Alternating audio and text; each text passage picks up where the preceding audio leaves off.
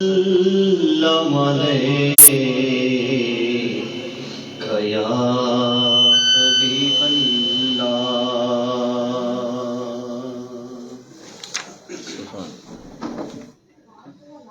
صلی اللہ علیہ وسلم صلی اللہ علیہ وسلم صلی اللہ علیہ وسلم ظاہر عزت و اطلاع محمد صلی اللہ علیہ وسلم کہ ہے عرش حق زیر پائے محمد صلی اللہ علیہ وسلم صلی اللہ علیہ وسلم مقام عرش ان کا فلک فرش ان کا مقام عرش ان کا فلک فرش ان کا ملک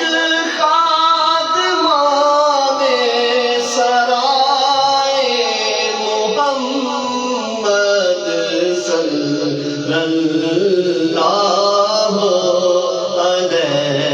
علیہ وسلم صلی اللہ علیہ وسلم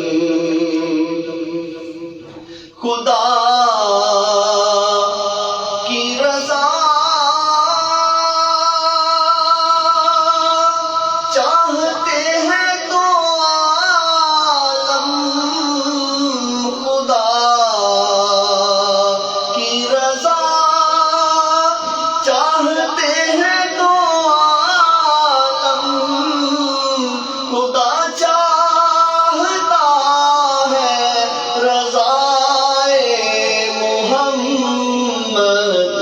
صلی اللہ علیہ وسلم صلی اللہ علیہ وسلم عجب کیا اگر رحم فرما لے ہم پر عجب کیا اگر رحم فرما لے ہم پر خدائے محمد برائے محمد صلی اللہ علیہ وسلم صلی اللہ علیہ وسلم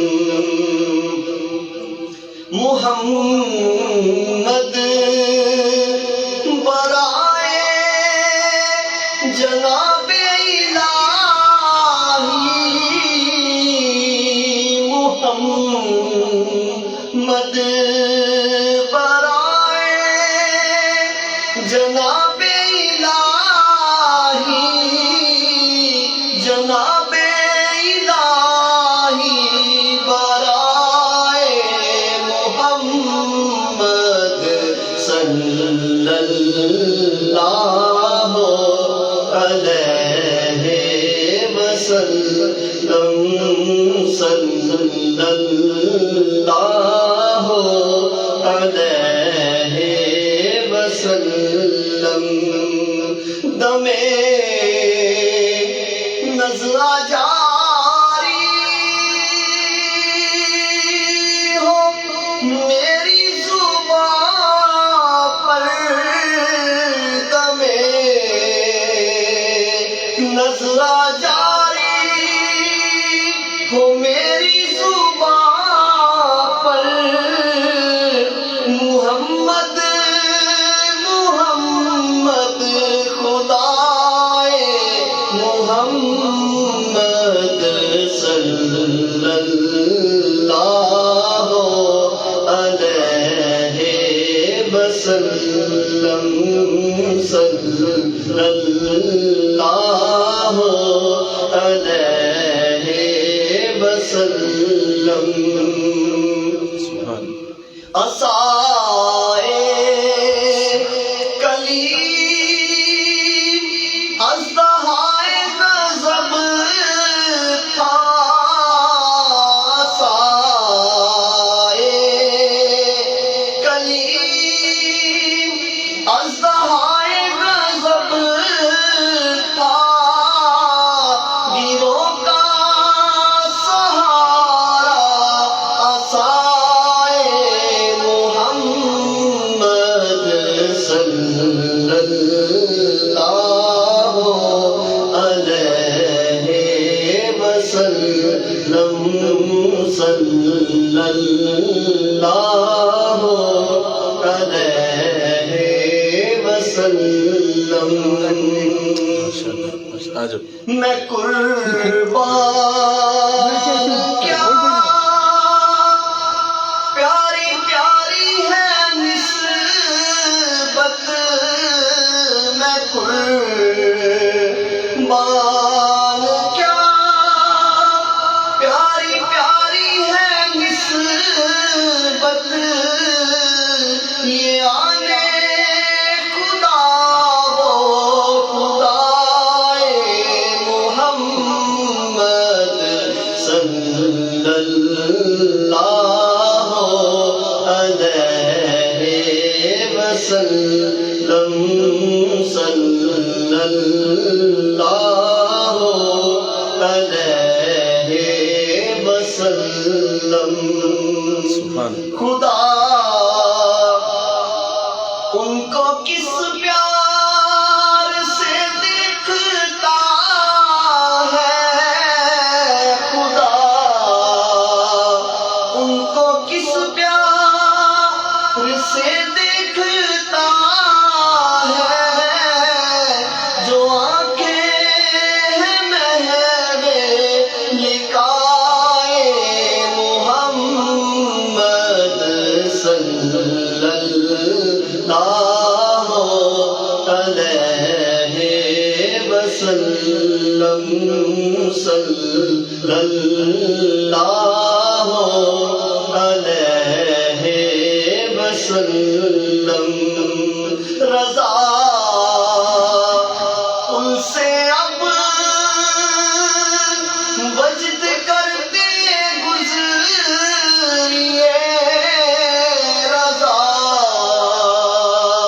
ان سے اب وجد کرتے گزریے کہ ہے رب سلم صدائے محمد صلی اللہ علیہ وسلم صلی اللہ علیہ وسلم سب کو دیں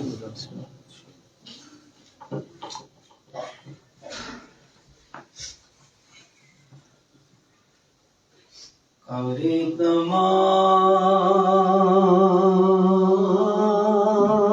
تمام بھی سبحان ایمان کی روشنی کے لیے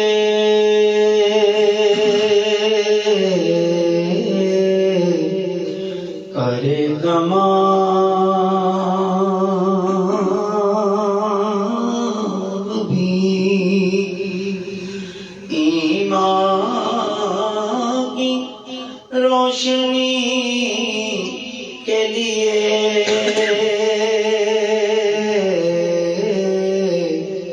درود شرط ہے، ذکر محمدی کے لیے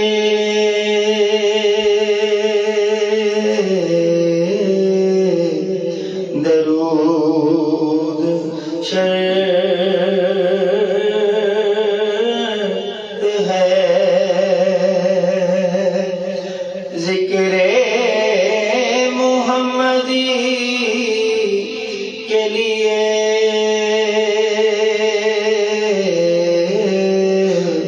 کرے تمام بھی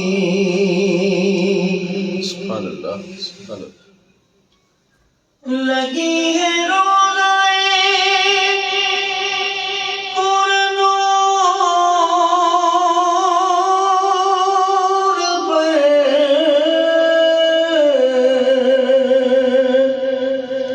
میری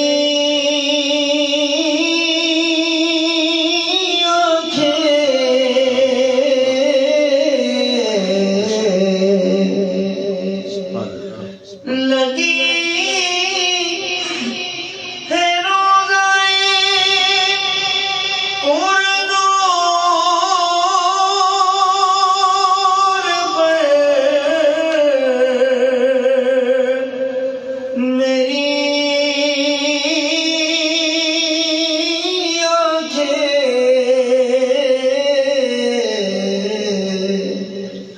تڑپ رہا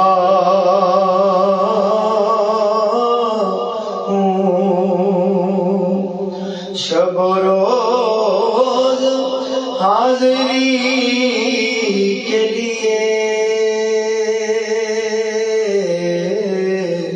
تڑپ رہا ہوں شب و روز حاضری کے لیے،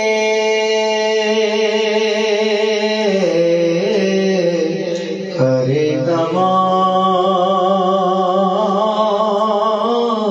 تمام بھی اللہ تمہاری یاد کو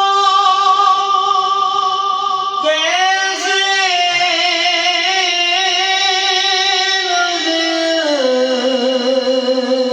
زندگی سمجھوں،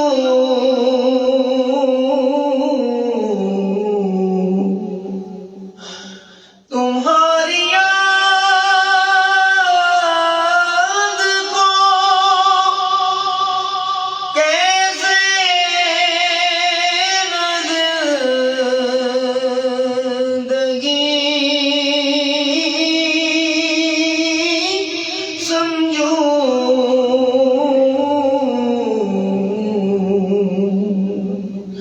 یہی تو ایک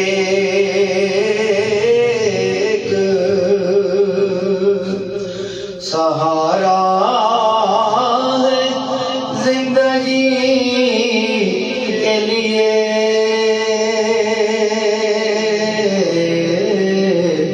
یہی تو ایک سہارا ہے زندگی کے لیے،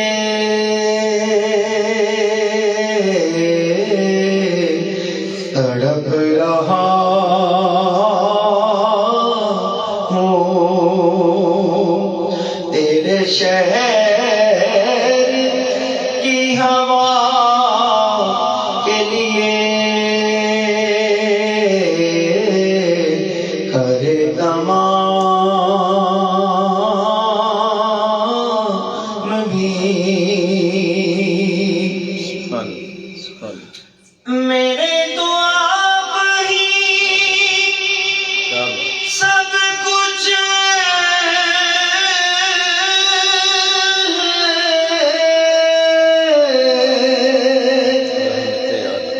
رحمت عالم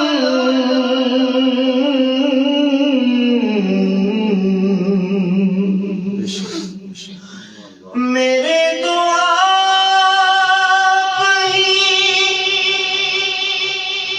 سب کچھ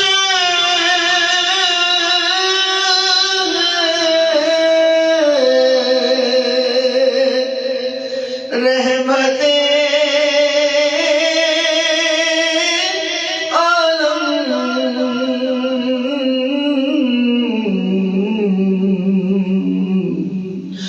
میں جی رہا ہوں زمانے میں آپ ہی کے لیے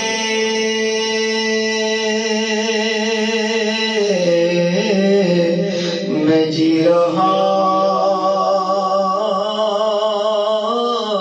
ہوں زمانے میں آپ ہی کے لیے کرے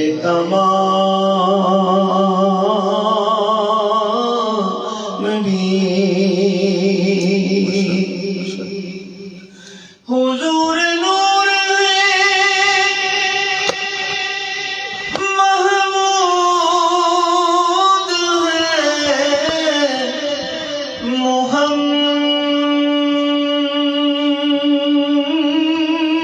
محمد ہے حضور نور ہے محمود ہے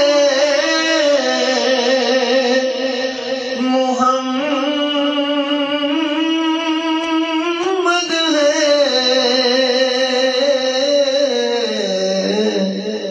جگہ جگہ جگہ جگہ نئے عنوان ہے ثنا کے لیے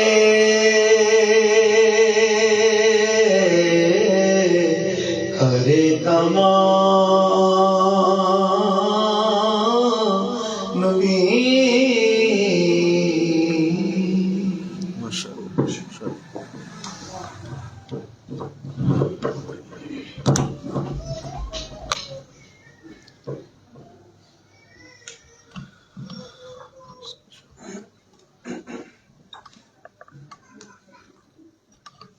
اس کو یاد رکھیں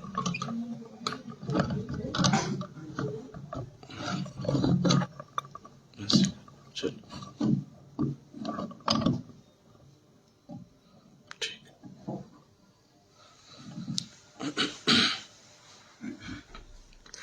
بسم اللہ الرحمن الرحیم الحمد للہ رب العالمین والعاقبۃ للمتقین والصلاة والسلام علی سید الانبیاء والمرسلین قال اللہ تعالی فی القرآن المجید بسم اللہ الرحمن الرحیم الا ان اولیاء اللہ لا خوف علیہم ولا هم یحزنون صدق اللہ العظیم رب اشرح لی صدری ویسر لی امری واحلل عقدۃ من لسانی یفقہوا قولی ان اللہ وملائکتہ یصلون علی النبی یا ایہا الذین آمنوا صلوا علیہ وسلموا تسلیما مل کے پڑھیے صلاۃ والسلام علیک یا رسول اللہ وعلی آلک واصحابک یا سیدی یا حبیب اللہ الصلاۃ والسلام علیک یا سیدی یا رحمۃ للعالمین وعلی آلک واصحابک یا سیدی یا خاتم النبیین۔ نہایت معزز و محترم حاضرین و سامعین، یہ ہمارا ہفتہ وار درس تصوف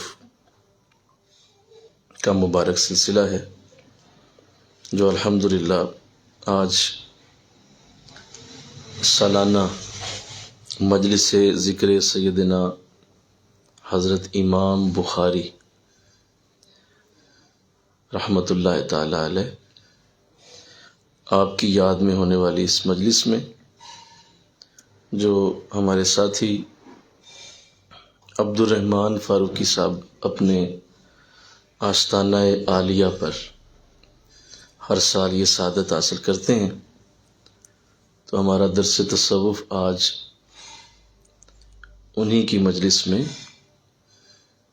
دو نسبتوں کے ساتھ امید ہے کہ اللہ اس کی برکت کو اور بڑھائے گا، اور سیدنا امام بخاری رحمۃ اللہ علیہ کے ذکر خیر کی بھی سعادت ملے گی، اور ساتھ حضور سیدنا مجدد الفسانی رحمۃ اللہ علیہ کے شرح افاق مکتوبات کریمہ ان کا بھی مطالعہ اور ان کا فہم اور ادراک کی بھی سعادت نصیب ہوگی۔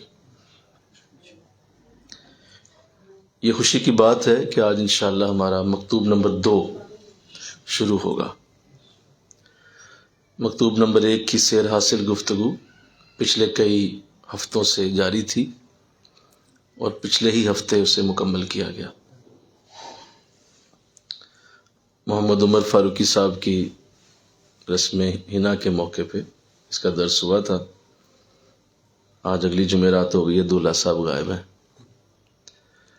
اور جن کی مجلس پہ ہم دعا کرنے آئے تھے وہ اگلی مجلس پہ کوئی نہیں آئے۔ یہ بس حال ہے ہمارا، اتنا ہی ہے بس۔ ہم نہ انہیں کسی نے یاد کرایا ہوگا کہ جناب ٹائم ہو گیا ہے، تو اللہ توفیق دے۔ الحمدللہ آج انشاءاللہ العزیز مکتوب شریف نمبر 2 جو حضرت خواجہ باقی باللہ رحمۃ اللہ تعالی علیہ کی بارگاہ میں پیش کیا گیا، اور یہ مکتوب شریف بھی آپ نے اپنے پیر و مرشد کو لکھا ہے۔ ایک مرید کے لیے یہ لازم ہے کہ وہ اپنے حال و احوال ضرور اپنے حضرت سے بیان کرے اور اس کو ضرور پیش کرے تاکہ اسے اس کی حالت کے مطابق رہنمائی ملے، ورنہ اس پیری مریدی کے نظام کا کوئی مقصد نہیں۔ اگر کوئی اپنے شیخ کے ساتھ کوئی بات بھی شیئر نہیں کرتا اور کسی بھی بات کے لیے کوئی رابطہ نہیں کرتا تو سمجھ لیں کہ یہ شخص صرف اور صرف نام کا مرید ہے، اور یہ صرف طریقت کو بدنام کرے گا، کیونکہ اصل مقصد بیت کا اپنی اصلاح ہے، اپنی گندگیوں کو بہتر کرنا ہے، اپنے گناہوں کو معاف کروانے کا سبب بنانا ہے، اپنی اللہ کی معرفت کو بڑھانا ہے کہ مجھے ہر آنے والے وقت میں مزید علم ہو، میں مزید اللہ کی بارگاہ کی رحمتیں جانوں، اور مجھے پتہ چلے کہ اللہ کا نظام کیسے چل رہا ہے۔ اسی کے لیے اللہ نے ہمیں یہاں بھیجا ہے کہ تو زمین آسمان دیکھے، میرے نظام کو دیکھے، میرے خوبصورت اس کارواں کو دیکھے، اپنی جان کے اندر غور کرے، اپنی ذات کے اندر غور کرے، اور پھر مجھے پہچانے کہ میں نے یہ کیسا خوبصورت نظام بنایا۔ تو اصل مقصد یہی ہے، اور درس تصوف کا بھی حقیقی مقصد یہی ہے۔ جیسے میں نے پچھلے بھی دروس میں یہ بات عرض کی تھی کہ منزلوں کی اور کیفیات کی جستجو میں رہنے والے وہ درس تصوف سنتے ہیں تو ان کی ہوا نکل جاتی ہے، انہیں سمجھ آ جاتی ہے کہ یہ تو کچھ بھی نہیں ہے، بلکہ بزرگوں نے کیفیات اور منازل کو راستے کے کھلونے کہا ہے۔ اور جس طرح بچے کھلونوں سے بہلائے جاتے ہیں اور بچوں کو کھلونے دے کے تو جھنجھنا دے کے پکڑا دیا جاتا ہے کہ اس کو چھنکنے کو بجاتے رہو، ایسے ہی بزرگوں کے بارگاہ میں جو احوال ہیں اور اس طرح کے جو معاملات ہوتے ہیں وہ ایک جھنجھنے کی طرح ہی ہوتے ہیں کہ چلو تھوڑا سا بندہ ذرا خوش ہو لے، حقیقت ان میں نہیں ہوتی۔ حقیقت وہی ہے جو حضور کا منصب ہے، قرآن پڑھانا ہے، قرآن سکھانا ہے، قرآن کی تعلیم دینی ہے، حکمت سکھانی ہے، اور لوگوں کے سینوں کو پاک کرنا ہے۔ جو اس حقیقت کو سمجھ گیا اصل میں وہی طریقت کو سمجھ گیا، وہی طریقت کی برکتیں لے گیا۔ چونکہ اس راہ میں بہت سارے پھر ایسے انداز پیش آتے ہیں لوگوں کو کہ لوگ بیچارے اس میں گم ہو جاتے ہیں۔ تو آئیے اللہ مجھے آپ کو سعادت دے اور یہ مکتوبہ شریف کی روشنی میں ہم اپنا سفر طے کریں اور ہم اسے سمجھتے رہیں، اس کو پڑھتے رہیں، اپنی اصلاح کرتے رہیں، جس مقصد کے لیے اللہ نے ہمیں یہاں بھیجا ہے ہم اس کو جانتے رہیں۔ یہ مکتوب شریف بہت ہی خوبصورت مکتوب ہے، اور اس میں جو خوبصورت باتیں کی گئی ہیں میں اس پہ موضوع پیش کر دیتا ہوں۔ وہ 4 موضوعات ہیں جو اس میں پیش کیے گئے۔ ایک تو استخارے کا بیان ہے، استخارے کی گفتگو ہے۔ دوسرا سلوک کے مراتب بیان کیے گئے ہیں، اور تیسرا تجلی ذاتی و صفاتی کا اجمالی بیان ہے، یہ بھی ہم اس پہ آگے بات کریں گے۔ اور آخر میں جذب اور سلوک کا بھی خوبصورت موضوع اس میں شامل ہے۔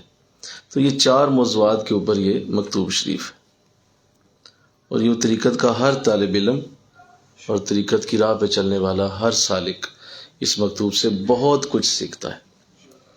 اور ہم نے جب قبلہ عالم سے یہ مکتوب شریف پڑھا تھا تو مجھے بڑی اچھی طرح یاد ہے کہ اس مکتوب شریف نے ہماری بڑی اصلاح کی تھی، اور بہت ساری ایسی باتیں جو شاید زندگی میں کبھی بھی کسی بھی اللہ والے سے شاید نہ پتہ چلتی، وہ اس مکتوب سے حضرت صاحب کی زبان اقدس سے ہمیں سمجھ میں آئی۔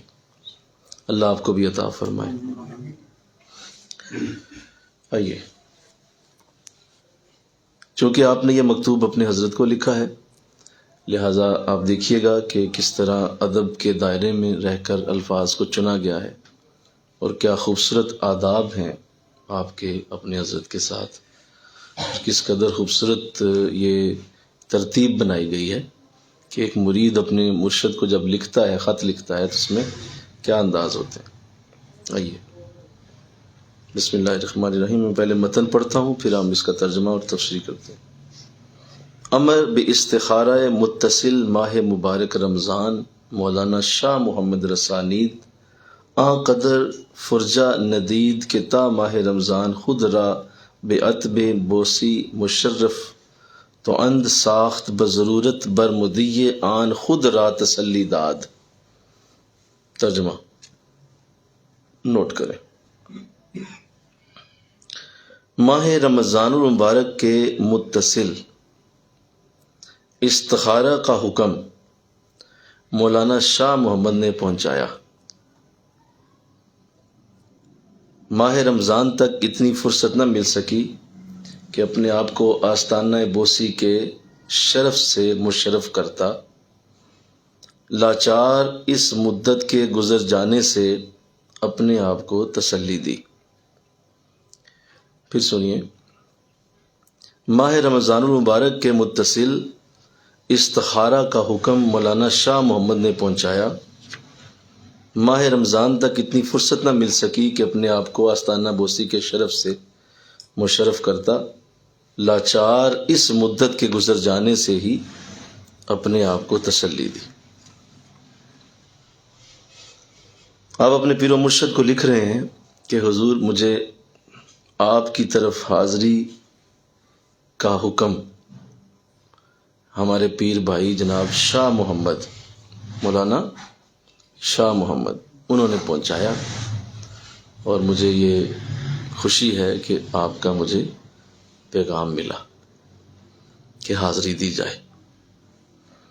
تو دیکھیے کیا خوبصورت لفظ بولا ہے کہ ماہ رمضان کے متصل استخارہ کا حکم مولانا شاہ محمد نے پہنچایا۔ استخارہ کا لفظ استعمال کیا، یعنی اپنے مرشد کی بارگاہ کی حاضری کو استخارہ فرمایا۔ مل کے کہو سبحان اللہ، کہ اپنے حضرت کی بارگاہ کی حاضری کو کیا کہا جی؟ استخارہ کہا، کہ اصل میں یہ خیر ہی خیر ہے۔ استخارہ کا لفظی مطلب ہوتا ہے خیر طلب کرنا، خیر مانگنا۔ تو دیکھیے اپنے شیخ کی بارگاہ کو کیا کہہ رہے ہیں کہ مجھے جو حکم ملا آپ کے پاس آنے کا حضور، استخارہ کا حکم مجھے شاہ محمد مولانا صاحب نے دیا ہے، پہنچا دیا، مجھے مل گیا تھا۔ تو لہٰذا یہ وہ خوبصورت انداز ہیں جو اللہ سکھا دے تو انسان کے لیے طریقت کی راہ آسان ہو جاتی ہے، کہ اسے اپنے شیخ کے آداب آتے ہوں، اسے اپنے حضرت کے آداب کا بڑا گہرا پتہ ہو، بڑی گہرائی میں جانتا ہو، اور پھر انہیں پورا بھی کرنا جانتا ہو، صرف پتہ ہی نہ ہو بلکہ پورا بھی کرنا اسے علم ہو کہ کس طرح پورا کرنا۔ تو اپنے حضرت کی بارگاہ کی حاضری کو مجدد پاک استخارے کے ساتھ فرما رہے ہیں کہ یہ استخارہ ہوتا ہے۔ تو بہت ہی بڑا یہ عمل ہے کہ ایک حضرت کی بارگاہ کا باقاعدہ پیغام بھی پہنچا ہے، اور حضرت نے باقاعدہ محبت سے بلایا ہے، اور آپ نے پیغام دیا ہے کہ میرے پاس حاضر ہو۔ تو چونکہ فاصلہ کافی تھا، اور دلی سے سرہند کا فاصلہ کافی زیادہ ہے، اور اتنی لمبی مسافت تھی، تو ہوا یہ کہ جب آپ کو یہ خط مبارک ملا، یعنی پیغام ملا، تو اس سے کچھ ہی دنوں بعد رمضان شروع ہونا تھا۔ اب رمضان کے دن آ رہے تھے، تو چونکہ سفر کر کے پھر آپ کی خدمت میں حاضری اور شیخ کے پاس جانا یقیناً اس سے بڑی کوئی سعادت نہیں ہے، لیکن آپ نے کمال ایک عجیب خوبصورت عام معاملہ بنایا، اور دیکھیے کیا الفاظ ہیں۔ ارشاد فرمایا کہ ماہ رمضان تک اتنی فرصت نہ مل سکی کہ اپنے آپ کو آستانہ بوسی کے شرف سے مشرف کرتا، کہ حضور لمبا فاصلہ تھا، آپ نے ہی مجھے رمضان کی عزتیں سکھائی ہیں، آپ نے ہی مجھے رمضان کی برکتیں بتائی ہیں، رمضان کے دنوں کی خوبیاں آپ نے ہی سمجھائی ہوئی ہیں۔ تو لہذا اس لالچ میں کہ رمضان اچھا گزر جائے آپ ہی کی دی ہوئی تعلیم کے مطابق، تو میں نے رمضان کا انتظار کر لیا کہ میں رمضان کو گزار لوں آپ کی دی تعلیمات کے مطابق، پھر میں وہ حاضری کا شرف حاصل کروں۔ اور فرمایا لاچار اس مدت کے گزر جانے سے اپنے آپ کو میں نے خود ہی تسلی دے لی کہ حضور ایک طرف آپ کا حکم تھا کہ آنا ہے، اور دوسری طرف رمضان کی بھی برکتیں تھیں، تو آپ نے ہی رمضان سکھایا ہوا ہے، تو اب میں نے پھر رمضان کو اختیار کیا، سفر میں نے فی الحال چھوڑ دیا، اور آپ ہی کی دی تعلیمات کے مطابق آگے میں نے ڈیوٹی سر انجام دی ہے۔ ظاہر رمضان میں پھر بہت سارے لوگوں کو ذکر سکھایا ہوگا، بیعت کیا ہوگا، درس و تدریس کی ہوگی، بہت ساری نیکی کے کام آپ نے کیے ہوں۔ اللہ فرمایا کہ طول مسافت ہے، اس ماہ کی عبادات ہیں، طاعات ہیں، وہ ہرس ایسی آ گئی کہ یہ جان کر کہ چلو میں رمضان گزار لوں، اس کے بعد میں حاضری دوں گا۔ تو حضور میں اس لیے میں آپ کی خدمت میں یہ خط لکھ کے تو اپنی حاضری پیش کر رہا ہوں کہ میں اس لیے نہیں آ سکا۔ تو دیکھیے کیا انداز ہے کہ ایک تو باقاعدہ اپنی اس حاضری کو خط میں بدلا ہے، بولو ایسا ہی کیا ہے، اور دوسرا وجہ بھی بیان کی ہے، باقاعدہ وجہ بیان کیا کہ حضور یہ وجہ بنی ہے، میں اس لیے حاضری کا شرف نہیں حاصل کر سکتا۔ تو یہ کیسا ایٹیکیٹ سکھایا گیا کہ اگر آپ نہیں پہنچ سکے تو جس نے آپ کو میسج دیا ہے اسے کم از کم بتائیں، اسے پوری طرح یہ خبر دیں کہ آپ کس وجہ سے نہیں آ سکے، اور اس ایٹیکیٹ کو بتایا گیا، بجائے یہ کہ بندہ اسی طرح بیٹھا رہے اور بالکل ایک جو ہے وہ ایسا رویہ اختیار کرے، کوئی بات نہیں، نہ بھی گیا تو خیر ہے، اور جنہوں نے بلایا تھا وہ انتظار کرتے رہے تو کوئی بات نہیں، کرتے رہے، میں ہوں ہی بڑا ہم آدمی، میرے لیے انتظار لوگ کرتے ہی رہتے، تو نہ بھی میں بتاؤں تو خیر ہے۔ یہ انتہائی بہت ہی جسے کہتے ہیں نا کہ ایسی بری عادت ہے کہ جس سے آپ کی پرسنالٹی اتنی ڈیمیج ہو جاتی ہے کہ دوبارہ لوگ اعتبار نہیں کرتے، کہ کسی کو آپ نے دوبارہ لوٹ کے جواب ہی نہیں دیا، کہ اس نے آپ کو میسج کیا ہوا تھا، فون کیا ہوا تھا کہ آپ کے ساتھ ملاقات ہونی ہے یا آنا ہے آپ نے، اور آپ کسی وجہ سے نہیں پہنچ سکے، تو ہر صورت اسے واپس جواب دیا جائے، انشاءاللہ کہو، ہر صورت اس کو پہنچایا جائے کہ جناب یہ وجہ ہوئی، شرعی وجہ بن گئی، اس وجہ سے میں نہیں آ سکا۔ مثلا آج دیکھیں نا، آج ماشاءاللہ عبدالرحمان صاحب نے بلایا ہوا ہے سب ساتھیوں کو، ایک ترتیب ہے، ایک میسیج گیا ہوا ہے، پورے گروپ میں گیا ہوا ہے۔ تو چلو جو آؤٹ آف سٹی ہیں، جو بہت دور ہیں، وہ تو چلو ان کے لیے تو ہم نے آن لائن انتظام کیے ہوئے ہیں۔ جو قریب ہیں وہ باقاعدہ اگر اس کو نہیں سمجھتے ہیں اور اس کو ایسے ہی لیں گے، کوئی مسئلہ نہیں، پھر کیا، میں نہیں گیا تو نہیں گیا۔ عبدالرحمان صاحب کرتے رہے محفلیں، ہم خود کر لیتے ہیں، ہم خود محفلیں ہیں۔ تو اس طرح کے انداز آپ کی تربیت کو شو کرتے ہیں کہ آپ کی تربیت کسی نے کی نہیں، اور آپ تربیت یافتہ آدمی نہیں ہیں کہ آپ بالکل اس کو کیجول لے جائیں اور آپ کے پھر کیا ہوا بھائی میں نہیں پہنچا تو خیر ہے، اس میں کیا ہوگا۔ نہیں، ایسا نہیں ہو سکتا، یہ ترتیب بزرگوں کی نہیں ہوتی۔ اگر کسی نے آپ کو ریگارڈ دیا، اگر آپ نے کسی نے آپ پہ احسان کیا تو آپ بھی اس پہ احسان کریں۔ فرمایا حل جزاء الاحسان الا الاحسان، کیا احسان کا بدلہ احسان کے سوا بھی کچھ ہو سکتا ہے؟ نہیں۔ اگر اس نے آپ کو میسج دیا تھا آپ بھی میسج دیں، اگر اس نے فون کیا تھا آپ بھی فون کریں، اگر اس نے دعوت دی تھی آپ بھی اس کو ریورس کریں کہ یار اس طرح میں نہیں آ سکا۔ یہ بہت بڑی بات ہے، اور شاید ایسا کر کے سنو، شاید ایسا کر کے بعض اوقات انسان جو آنے والے ہوتے ہیں ان سے بھی زیادہ برکت لے جاتا ہے۔ جو آ کے اتنی برکت نہیں لے پاتے، اور جو نہ آنے والا ہے وہ اس ایٹیکیٹ کا خیال رکھ کے اس سے زیادہ برکت لے جاتا ہے۔ تو اس سے آپ کی تربیت شروع ہوتی ہے۔ انشاءاللہ کہیں، اللہ توفیق دے، ذرا سارے بولیں انشاءاللہ بولیں، ضرور ایسا کیا کریں۔ کوئی آپ کو فون آیا ہوا ہے، آپ نے دیکھا مس کال آئی ہوئی ہے، کیوں نہیں آپ نے اسے ریورس کیا؟ آپ کو اسپیشل بیلنس ڈلوانا چاہیے، آپ کو اسپیشل اس کا انتظام کرنا چاہیے۔ یار کسی نے کال کی ہوئی ہے، پتہ نہیں کوئی جنازے پہ کھڑا ہے، پتہ نہیں کوئی ہاسپٹل کے دروازے پہ کھڑا ہے، پتہ نہیں کوئی اس وقت بیچارے کا کوئی لوٹ کے لے گیا، پیسے نہ جیب میں ہوں، مجھے کال کی ہوئی ہے، کوئی اس وقت کوئی ایمرجنسی ہے تو مجھے کال آئی ہوئی ہے یار، تو آپ اس کو بالکل ہی کیجول لے جائیں۔ پھر کی مینوں بڑی کالاں آندیاں نے ایک دن جی نہیں، آپ انتہائی فضول انسان ہیں، آپ اسے ریورس ہی نہیں کرتے، اور آپ اس کو بالکل کسی طرح لیتے ہیں۔ نہیں، ایسا نہیں کہ فوراً اسے ریورس کریں کہ بھائی مجھے آپ کی وہ کال آئی۔ یہ کال ایک دستک کی طرح ہے، اور اگر کسی نے ایسا کیا تو تمہیں چاہیے کہ تم دروازہ کھول کے دیکھو کہ باہر کون ہے۔ تو اللہ توفیق دے دی، آمین کہو۔ تو آپ نے یہ بڑا خوبصورت انداز مریدین کو سکھایا اپنے اس انداز سے کہ باقاعدہ اپنے شیخ کو لکھا کہ حضور میں اس لیے، اور پھر قدم بوسی کے الفاظ استعمال کیے، آستانہ بوسی کے الفاظ استعمال کیے، شرف کے الفاظ استعمال کیے، مشرف کے الفاظ استعمال کیے۔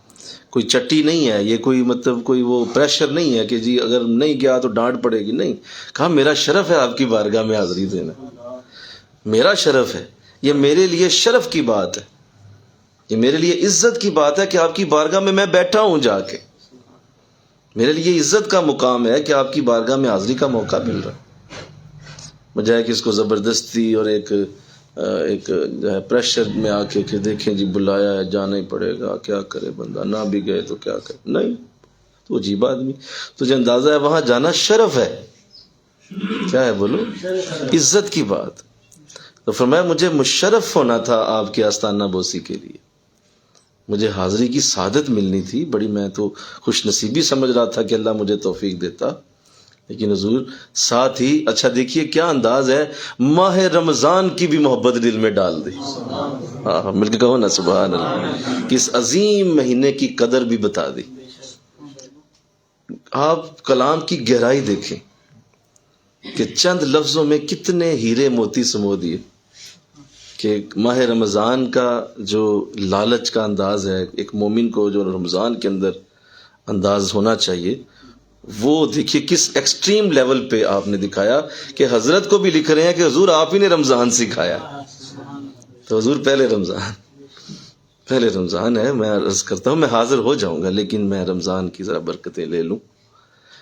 ٹھیک ہے، اس میں کوئی شک نہیں کہ آپ کی بارگاہ کی حاضری بہت بڑی ہے، لیکن رمضان اللہ شہر رمضان الذی انزل فیہ القرآن، رمضان کا مہینہ وہ ہے جس میں قرآن نازل ہوا.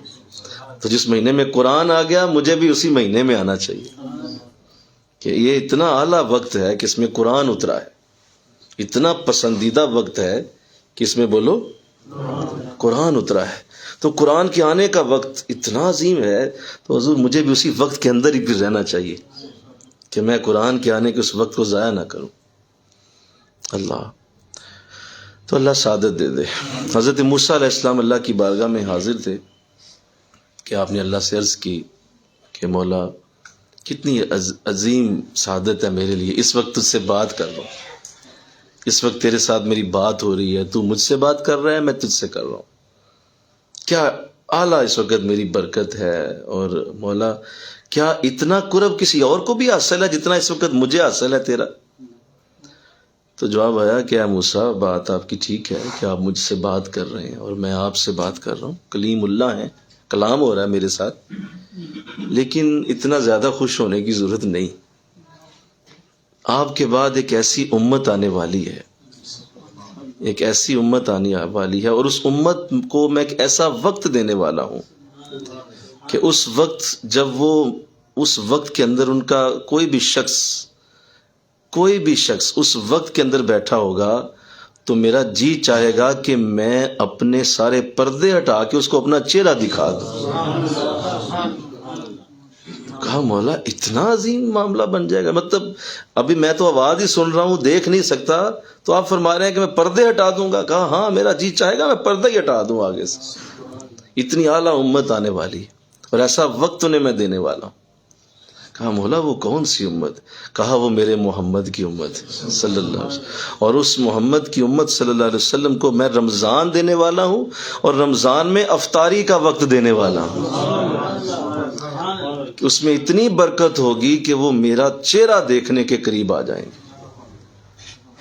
اندازہ کریں آپ، یہ رمضان ہے، یہ رمضان کے دن ہے کہ اس قدر برکت والے، رحمتوں، کرم، فضل سے بھرے ہوئے دن، جس کو ضائع کرنا کسی صورت بھی مناسب نہیں، کسی صورت بھی. رضا اللہ والے پورا سال لالچ میں رہتے ہیں کسی طرح رمضان مل جائے، اور جب رمضان کے قریب کے دن آتے ہیں تو سارے اپنے پروجیکٹس کو رمضان کے اندر ڈال دیتے ہیں. کوئی بھی کام کرنا رکتے ہیں، میں رمضان میں کروں گا، کوئی نیا پروجیکٹ رمضان میں شروع کروں گا، کوئی آگے کاروبار رمضان میں آگے اس کی پلاننگ کریں گے، کوئی آگے نیکی کا منصوبہ رمضان کے اندر شروع کریں گے. کیوں؟ انہیں پتہ ہے کہ یہ دن ایسے ہیں کہ جب یہ آ گئے تو اس کے بعد سوائے برکت کے کچھ ہوگا ہی نہیں، صرف رحمت ہی رحمت ہے، کیونکہ رمضان کے اندر سوائے برکت کے کوئی شے نہیں اترتی. تو اس لیے اس کی لالچ ہوتی ہے. کس کو ہوتی ہے بولیے؟ مومن کو. مومن کو اس کی لالچ ہوتی ہے، اور وہ یہ دعا کرتا ہے. کہ اسلام نے فرمایا مومن یہ دعا کرتا ہے کہ اللہ سارا سال ہی رمضان کر دے،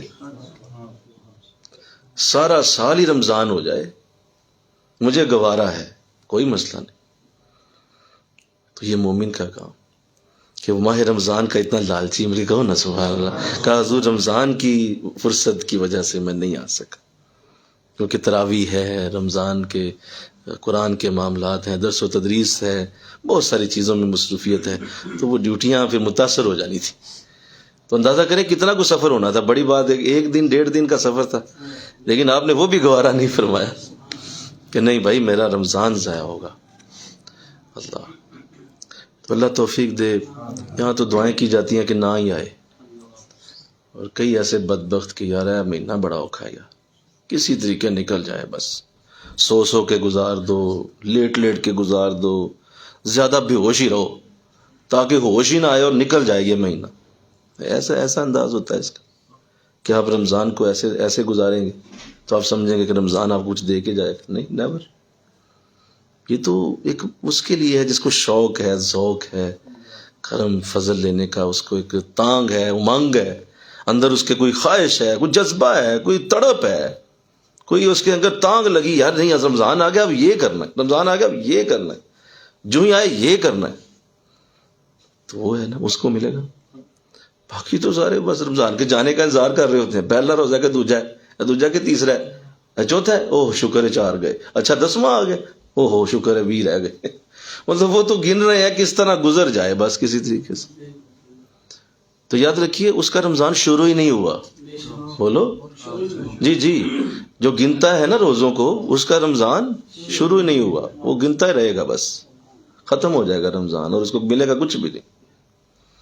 یہ تو وہ لوگ ہوتے ہیں جو ہر لمحہ ان کا افسوس بڑھتا جاتا ہے. جو رمضان آخری دنوں میں جاتا ہے ان کے افسوس، ان کے چہرے کے اوپر افسوس بڑھتا ہے. یار جا رہا ہے، اچھا جا رہا ہے، اچھا جا رہا ہے، کتنا عزیز مہمان چلا جا رہا ہے. اور آخری دنوں میں حالت کیا ہوتی جب وہ چند شعر پڑے جاتے ہیں، الوداع الوداع ماہ رمضان ہم سے ودا. تو پوچھو مومنوں کی حالت کیا ہوتی اور کس طرح وہ بلک بلک کے رو رو کے اس کو ودا کر رہے ہوتے ہیں. کیا کوئی نظر آ رہی شے کو ودا ہو رہی ہے؟ نہیں، یہ تیرے اندر ہی ہوتا ہے جو ہوتا ہے. کہ کوئی دلہن ودا ہو رہی ہے یا کوئی گاڑی میں بیٹھ کے جا رہا ہے، نہیں، ایسا تو کچھ نہیں ہو رہا نا بھائی. وہ تو تیرے اندر ہے نا، جو ہے تیرے اندر کی دنیا بتا رہی ہے کہ تو رمضان سے پیار کرتا تھا. ایسا وقت گزر گیا تو الوداع الوداع کے الفاظ مومن کو تڑپا دیتے ہیں. تو پوچھو نا نو سارے بولو جنہ پیتی. ہاں جی، پوچھو نا جن کو پتہ ہے رمضان کیا ہے، رمضان کے انداز کیا ہے، یہ وہ جانے کہ رمضان کی محبت ہے، رمضان کا پیار ہے، رمضان کے لیے کتنی تڑپ ہے.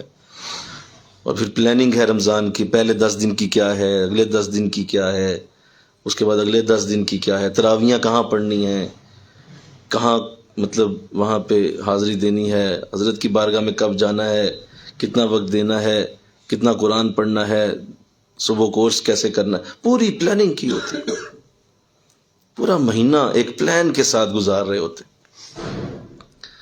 تو اللہ توفیق دے، امین کو اللہ توفیق دے اور اس کو پلاننگ کے ساتھ گزارا جائے. پورا دھیان رکھا جائے اس پہ کہ میری جو ہے وہ رمضان کی ایک ایک گھڑی کو میں نے کیش کروانا ہے. ایک ایک گھڑی کیش ہوگی میرے لیے، اور ہوگی اگر تو کروائے گا تو ہوگی. تو خوب بات فرمائی کہ حضور میں نے رمضان کی وجہ سے حاضری کا جو موقع تھا اسے میں نے کسی طریقے سے آگے کیا ہے، میں ضرور حاضر ہوں گا. اسی دوران میں یہ خط لکھ رہا ہوں تاکہ کہیں آپ کے دل میں کوئی ایسا خیال نہ آ جائے. مل کے کہو نا سبحان اللہ. جی اسی دوران خط لکھ رہا ہوں کہ حضور وہ نہ ہو کہ دل میں خیال ہے کہ پیغام دیا پہنچا نہیں. تو حضور ہم اس بات کی ذمہ داری لیتے ہیں کہ ہم ذمہ دار لوگ ہیں. ہم حضور آپ کی بات کو نظر انداز نہیں کر سکتے. یہ آپ کی محبت ہے کہ آپ نے ہمیں یاد کیا، ورنہ شیخ کے لیے کوئی کمی ہوتی ہے؟ بولو بھائی، کوئی کمی نہیں ہوتی. ہزاروں لاکھوں اس کے سامنے یوں ہاتھ کھڑے بندے ہوتے، کسی کو بھی کہہ دے، کوئی بھی کام کہہ دے. تو کسی کو یاد کر لیا گیا مطلب اس کی کوئی قسمت ہری ہو گئی. اس کی تو قسمت ہری ہو گئی کہ اس کو یاد کیا گیا کہ بھائی تو آ جا. کمال ہے. تو آپ یہ سمجھیں کہ آپ کو یاد کیا گیا تو کوئی بات نہیں بھائی، ایسی کوئی بات نہیں. قسمت ہری ہو گئی، بدل گئی قسمت، معاملہ ہی بن گیا نا. کیونکہ دربار اولیاء کوئی عام دربار تو نہیں ہوتا. نیکوں کی صحبت لینا یہ تو ہر بندے کے بس کی بات نہیں. چاہنے کے باوجود بھی بہت سارے نہیں لے سکتے کہ وہ نیکوں کی صحبت کے اندر بیٹھے.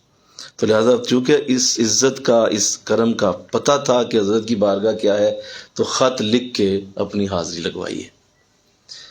تو آج تو خیر کتنا آسان ہو گیا، بولو، میسیجز ہیں، فون ہیں، اب تو مسئلے کوئی نہیں نا. اب یہ خط پتہ نہیں کب پہنچا ہوگا، 3-4 دن تو اسے لگ گئے ہوں گے. نہیں اس وقت کون سی کوئی بہت تیز سروس ہوا کرتی ہوگی. یہی مطلب لوگ گھوڑوں پہ جا کے دیتے ہوں گے خط. کاریں، کوٹھیاں، کاریں اور اس طرح کی چیزیں، ہوائی جہاز تو نہیں ہوتے تھے، لہذا ایسے ہی انداز تھا. بولو تو جا کے وہ دیا ہوگا کئی دنوں بعد. یہاں پہ تو تسلی سے آپ فون اٹھائیں، جسٹ ایک فون اٹھا کے تو میسج کریں، حاضری لگ گئی. اللہ نے کتنا آسان کر دیا صحبتوں کو، کتنا آسان کر دیا صحبتوں. لیکن بعض ایسے نا انجار ہیں وہ یہ بھی نہیں لیتے.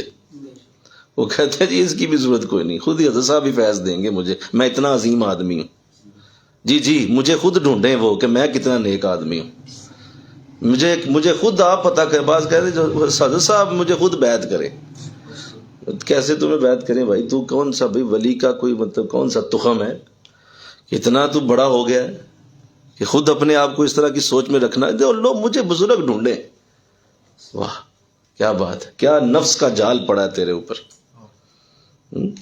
پیاسا کنویں کو ڈھونڈتا ہے، کنواں نہیں پیاسے کو ڈھونڈتا. جاہل آدمی کنواں جاتا نہیں ہے، پیاسا جاتا ہے، تو خود ڈھونڈنا ہوتا ہے. تو لہذا بزرگوں کے انداز ایسے نہیں ہوتے جو تم سوچ رہے ہو. تو بڑا خوبصورت انداز میں اپنی حاضری لگوائی ہے، اور کئی چیزیں جو ہے اس کے اندر آپ نے اپنے مریدین کو سکھا دیں، اور اپنے پیر بھائی کا ذکر بھی بڑے پیار سے کیا جنہوں نے ان کا پیغام پہنچایا. مولانا شاہ محمد، ان کا بھی ذکر کر دیا. موج ہوگی ان کی بھی. دیکھو نا، اب ہم ان کا نام پڑھ رہے ہیں آج. بولیے، ان کا نام آج پڑھ رہے ہیں کہ ایک بزرگ تھے مولانا شاہ محمد.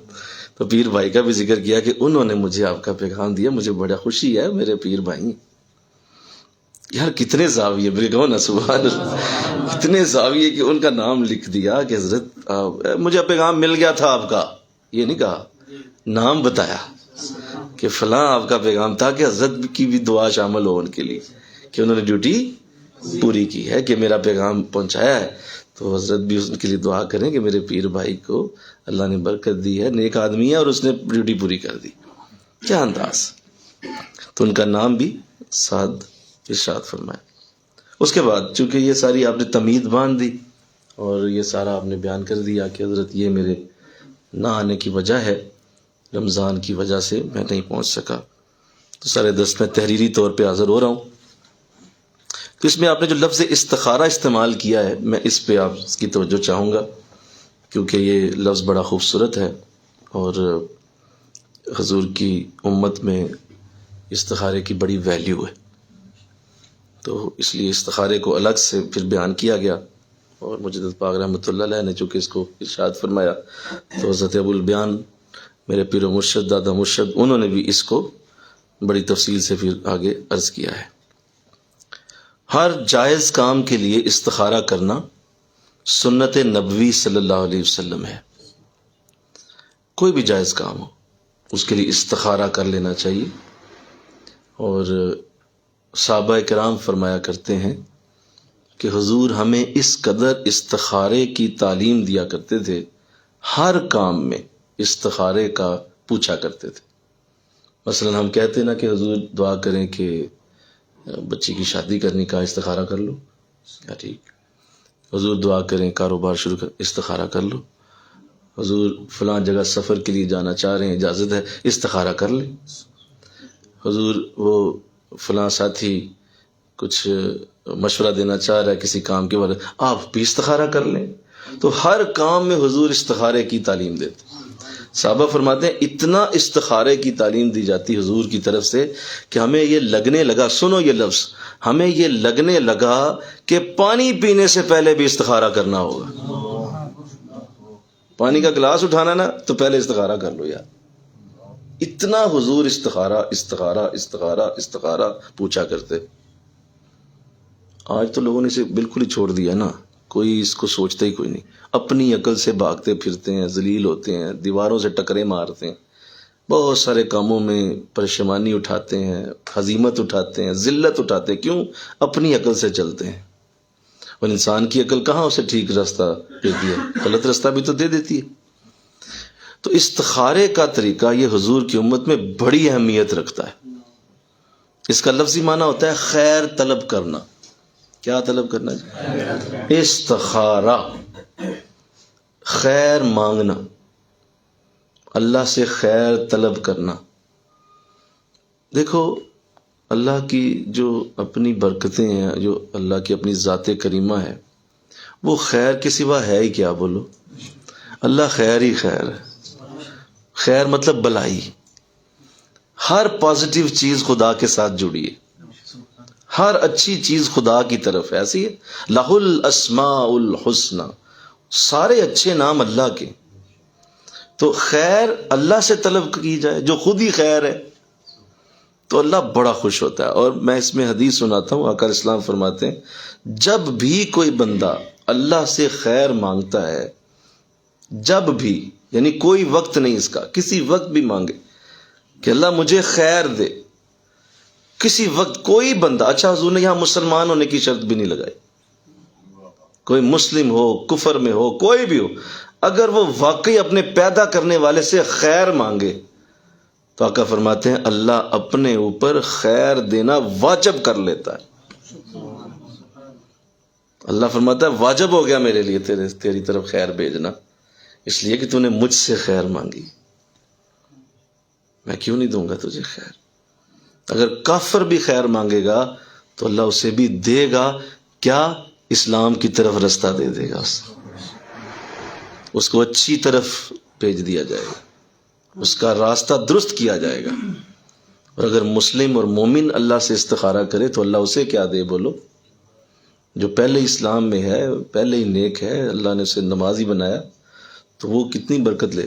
لیکن چونکہ لوگوں کا رجحان اس طرف نہیں ہوتا اور وہ استخارے کو ایک بالکل کیجول سا خیال کرتے ہیں، کہتے پھر کی بڑی کوئی بمب آ کے سر تے وجے نہ، پھر شاید کہیں استخارہ یاد آئے، ورنہ کسی کو استخارے کی. اچھا پھر یہ بھی ایک اور بڑی مصیبت ہے کہ استخارہ کرواتے ہیں کسی سے، تو کر دے، آپ کر دیں، جی آپ صاحب آپ کر دیں، مولانا صاحب آپ کر دیں. استخارہ مسئلہ پیٹ درد تجھے ہو رہی ہے، استخارہ کوئی طرح دوسرا کرے، یہ کیسے ہو سکتا ہے؟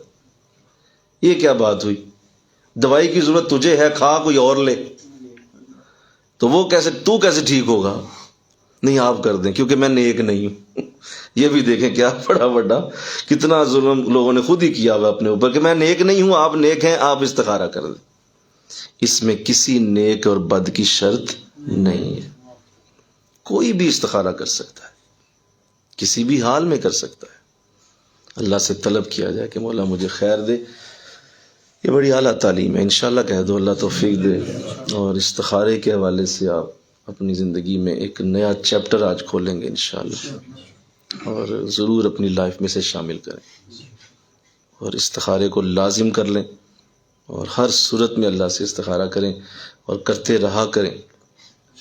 اس کی بڑی برکت ہے. دیکھو ہوگا کیا، سنیں تسلی سے سنیں.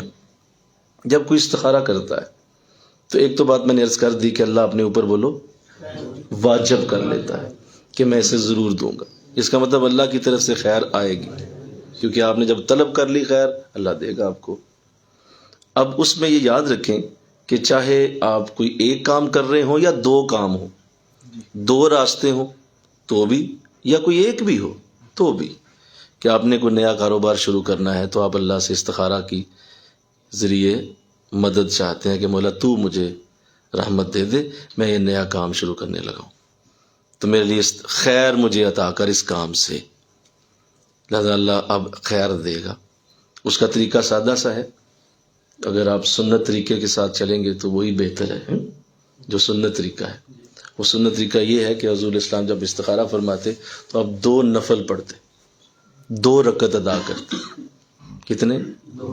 2 رکعت ادا کرتے، اور اس کے بعد سلام پھیرنے کے بعد آپ جو ہے وہ ایک خاص دعا پڑھا کرتے. وہ سادی سی دعا ہے، آپ اسے اردو میں یاد کر لیں، پنجابی میں کر لیں، بڑی سادی سی دعا ہے، اسے آپ یاد کر لیں اور وہ آپ نفل پڑھنے کے بعد اس دعا کو مانگیں، کیونکہ وہ الفاظ حضور کے ہیں اور حضور کے ہی لفظوں میں برکت ہے. آپ ہی کے الفاظ کے اندر وہ نور ہے، جو ہی وہ ادا ہوں گے حضور کی سنت پوری ہوگی اور برکت آ جائے گی. وہ الفاظ کیا ہیں؟ آقا علیہ السلام جب 2 رکعت پڑھتے تو اس کے بعد آپ یہ الفاظ پڑھا کرتے: اے اللہ، اگر یہ کام، جو بھی کام ہے اس کو ذہن میں لایا جائے، اگر یہ کام میرے حق میں بہتر ہے تو اس سے میرے قریب کر دے اور مجھے اس کے قریب کر دے. بولو کیا بولا؟ اسے میرے قریب کر دے اور مجھے اس کے قریب کر دے، دونوں طرف سے کہنا ہے. اور مولا اگر یہ کام میرے لیے بہتر نہیں ہے تو اسے مجھ سے دور کر دے اور مجھے اس سے دور کر دے. مشکل ہے الفاظ، سارے بولو، آسان ترین الفاظ. 5ویں کلاس کا بچہ بھی فوراً ہضم کر سکتا ہے، یار یہ تو بڑے آسان الفاظ.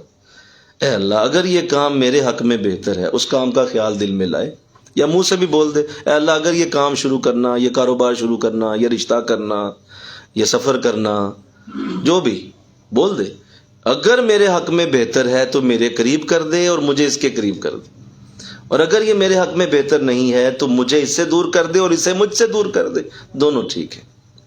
یہ الفاظ ہیں. اور اس کے بعد بس منہ پہ ہاتھ پھیر لے، اتنی سی دعا ہے. لہٰذا یہ ایک میجک کی طرح اثر کرے گا، یہ ایک جادو ہے. آپ حیران ہو جائیں گے کہ یہ کیا چیز آپ نے کر دی. ایک تو میں نے کہا کہ یہ اس طرح کا معاملہ ہے کہ ادھر سے واجب ہو گیا ہوا ہے، ادھر سے خیر اب آنی ہی آنی ہے. تو آپ دیکھیں گے کہ کس طرح وہ خیر آئے گی. اب اس کا انداز کیا ہے. بعض کہتے ہیں کہ آپ اس میں سو جائیں، لیٹ جائیں، دانی کروٹ لے لیں، آپ کسی سے بات نہ کریں، سونا ضروری ہے. یہ قطعاً اپنی بنائی باتیں. استخارے سے اس کا کوئی تعلق نہیں. مجھے تو نیند نہیں آئی ساری رات، میں استخارہ کا نفل پڑھ بیٹھی. ایسی بھی میں نے ایک خاتون دیکھی کہ مجھے ساری رات نیند ہی نہیں آئی. تو میں نیند، تم نے کہا وہ تو نیند نہیں ہوتی چاہیے تھی، اور میں نیند کا تو تصور ہی نہیں ہے. تو ایسا کچھ نہیں. کوئی دانی کروٹ، کوئی اس طرح کا انداز، یہ کوئی ضروری نہیں ہے. اس کا کوئی اس سے ہارڈ اینڈ فاسٹ رول نہیں ہے. بس آپ نے یہ الفاظ ادا کر دیے، اب اللہ کے سپرد ہو گیا. بارش خواب میں دیکھ لی، دودھ دیکھا، پانی دیکھا، یہ سب اچھی چیزیں ہیں، اچھی چیزیں ہیں. بعض کو نہیں بھی نظر آتے، بعض کو الٹا ڈرونے خواب آنا شروع ہو جاتے ہیں. ایسا کچھ نہیں ہے، اس کا اس سے کوئی تعلق نہیں. ہوگا کیا؟ ہوگا یہ کیونکہ اللہ تم سے اب وہ کام یا کروائے گا یا تمہیں اس کام سے دور کرے گا، یہی ہوگا. تو اس کے لیے وہ تمہارے دل کے اوپر حکومت کرے گا. پہلے بھی حکومت اسی کی ہے.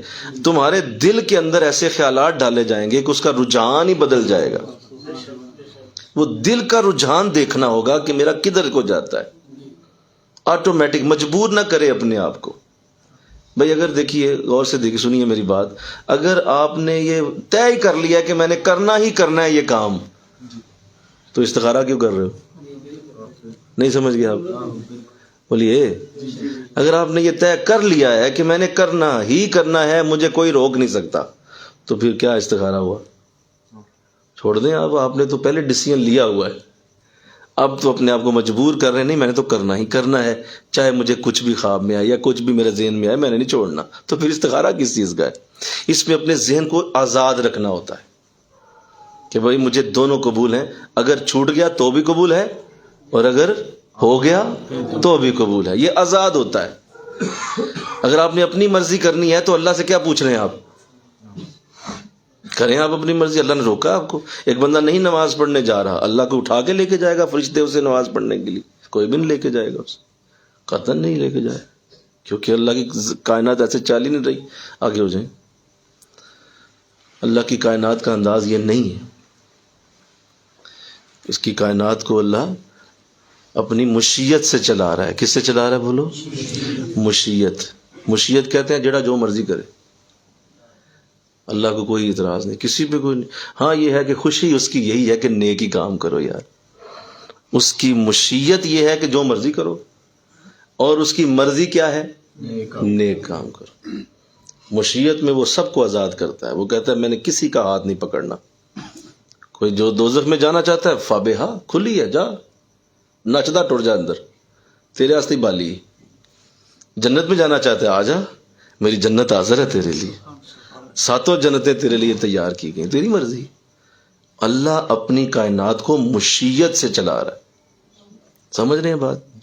لہذا یہ کہنا کہ دیکھیں اللہ چاہتا تو شیطان کو پکڑ نہ لیتا، اللہ چاہتا تو مجھے قتل سے باز نہ رکھ لیتا، اللہ چاہتا تو مجھے گناہ سے روک نہ لیتا، یہ جاہلانہ باتیں بند کرو. اس طرح کی فضول باتیں کہہ کے اپنے آپ کو مطمئن نہیں کرنا چاہیے. وہ کس سے چلا رہا ہے کائنات؟ مشیت سے. کھلا کیا ہوا ہے، کوئی مسئلہ نہیں. جیسے کسی جگہ کوئی عدالت کے اندر کوئی قاتل جج صاحب سے لڑ پڑا اور اس سے کہنے لگا کہ آپ مجھے کیوں سزا دے رہے ہیں؟ کہا کیوں تم نے قتل کیا؟ کہا اس لیے کہ دیکھیے میں نے اللہ کی مرضی سے قتل کیا. کیا پتا بھی اس کی مرضی کے بغیر ہل سکتا ہے؟ کہا نہیں ہل سکتا. کہا تو پھر میں نے اللہ کی مرضی سے قتل کیا ہے نا، تو آپ مجھے کیوں پکڑتے ہیں؟ اللہ کی مرضی تھی تو میں نے کر دیا. جج نے کہا بہت اچھی بات ہے، اب میں یہ پھانسی کے دستخط کرنے لگا ہوں، یہ بھی میری اللہ کی مرضی سے ہی ہو رہے ہیں. اللہ نے منو دیتا ہے حکم کہ تیری پھانسی دستخط کرا. میں بے وقوفہ ایسے نہیں ہوتا. یہ کوئی طریقہ نہیں ہے کہ آپ یہ بات کر کے تو اللہ پہ ڈال دیں. اللہ نے تو مشیت سے چلانا ہے بھائی، جس کا جو مرضی ہے. اگر وہ کسی کو مجبور کر دے گا تو پھر سوال و جواب کا مسئلہ کیا ہے؟ پھر حرارو، پھر وہ دوزخ جنت کی بات کیوں ہے؟ مجبور کوئی نہیں کیا کسی کو، سب اپنی مرضی سے جائیں گے. ہاں خوشی اس کی جنت میں ہی ہے، بولو خوشی اس کی جنت میں. آگے تشریف لے آئے آپ، آگے آ جائیں، ادھر آ جائیں، بزرگ آگے ہیں. تو اللہ سمجھنے کی سعادت دے دے. لہٰذا استخارے میں یہ بڑی ضروری بات ذہن نشین کیجئے کہ آپ نے اپنے ذہنی رجحان پہ عمل کرنا ہے کہ ذہن کدھر کو موو ہوتا ہے، کدھر کو جاتا ہے، بس ادھر ہی چلے جانا ہے. بس اتنی سی بات. آپ دیکھیں گے آٹومیٹک ذہن جائے گا. استخارہ کر لیا نا، اچھا بھلا رات آپ کا یہ ذہن ہوگا کہ یار یہ کام اچھا ہے، صبح اٹھیں گے آپ کی طبیعت اسے آوازار سی فیل ہونا شروع ہو جائے گی. آپ کہیں گے یار نہیں مجھے مزہ نہیں آ رہا، ادھر جانا کوئی پتہ نہیں کیوں کھچ سی پڑ رہی ہے. آپ دیکھیں گے کہ اس میں رکاوٹیں آنا شروع ہو جائیں گی، اس کام میں بولو رکاوٹیں آنا شروع ہو جائیں گی. کبھی کوئی رکھنا آئے گا، کبھی کوئی رکھنا آئے گا، کبھی کوئی رکاوٹ آئے گی، کبھی کوئی رکاوٹ آئے گی. یہی اللہ کی مرضی شو کر رہی ہے، حالانکہ تجھے اس میں کروڑوں کا نفع نظر آ رہا ہے، لیکن آپ نے اسے چھوڑ دینا ہے آپ، کیونکہ وہ رکاوٹیں بتا رہی ہیں استخارے کے بعد کہ یہ کام تمہارے لیے نہیں ہے. اچھا ایک کام ایسا ہے کہ آپ اسے اندر سے چاہ رہے ہیں یار نہ ہی ہو یہ، لیکن استخارہ چونکہ کر لیا، آپ دیکھیں گے کہ آپ کی خود سے ادھر کی طرف آسانیاں شروع ہو گئی ہیں. آسانیاں جاتے ہیں، دروازے کھل جاتے ہیں، جاتے ہیں لوگ مل جاتے ہیں، جاتے ہیں کام ہو جاتا ہے. آپ کہتے ہیں یار میں نے ادھر نہیں جانا تھا، لیکن یہ رستہ کھلتا چلا جا رہا ہے. اس کا مطلب ہے اللہ کی بھی یہی مرضی ہے. اب بظاہر تمہیں نقصان نظر آتا ہے، لیکن اللہ کی مرضی یہی ہے، ادھر ہی جاؤ. آپ دیکھیں گے آپ کبھی بھی نقصان میں نہیں جائیں. لیکن لوگ چونکہ استخارے کو سمجھ نہیں پاتے اور صحیح طرح سے نہیں کر پاتے، لہذا غلط ڈیسیژن کر کے تو زندگی میں بہت سارے نقصان اٹھاتے ہیں، بہت سارے. حضرت صاحب قبلہ مجھے یاد ہے کہ آپ نے ہمیں جب اس کو سکھایا اور یہ بڑی ترتیب سے آپ نے جب لطائف طے کروائے، اس وقت ہمیں یہ بتایا گیا. تو اس کو آپ نے اتنا زیادہ دیا ہمیں سبق اس کا کہ فرمایا کہ بھائی تم ایسا کرو، چھوڑو یہ ساری چیزیں، اہم غیر اہم کو چھوڑ دو، ٹھیک ہے؟ اہم کام آ گیا تو کرنا ہے، غیر اہم نہیں کرنا. کہا نہیں، 2 نفل استخارے کے ہمیشہ اپنی زندگی میں ڈال لو کہ میری زبان بھی ہلے تو خیر ہی خیر ہو، میرا قدم بھی اٹھے تو خیر کی طرف اٹھے، میرا خیال بھی سوچے تو خیر ہی سوچے. ہاں وہ لوگ جاؤ گے برائی کی طرف کبھی بھی نہیں، کیونکہ خیر کا روزانہ استخارہ ہو رہا ہے. نہیں سمجھ آئی بات؟